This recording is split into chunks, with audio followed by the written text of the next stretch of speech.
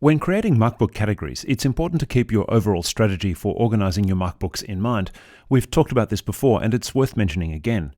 To create Markbook categories, navigate to Markbook Setup and click on Categories. You'll see a list of categories and the faculties to which they are assigned.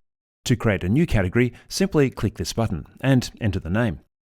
Continuing with the theme of our previous video on creating faculties, I'll choose Propulsion Engineering, and you'll see why in just a moment. You can see the category is now listed, but there is no faculty assigned to it. Let's go ahead and address that, and choose our somewhat fictitious faculty called SpaceX. What this shows us is that Markbooks for our propulsion engineering students will occur in this category within the SpaceX faculty. I've deliberately made up this faculty and category to show you that it's really just a way of thinking about organization.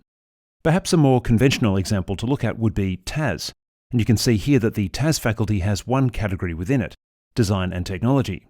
You could also have other categories for this faculty, like Food Technology, Industrial Technology, and so on. One more thing to note before we go. The message here tells us that categories do not have to be set up before Markbooks are created. Really? Well, as it happens, if you go back to Markbook and select Create Faculty Markbook, you can indeed enter a Markbook name and then select New Category from the Category dropdown. This allows you to create categories on the fly, something for you to consider as you develop your approach to setting up categories.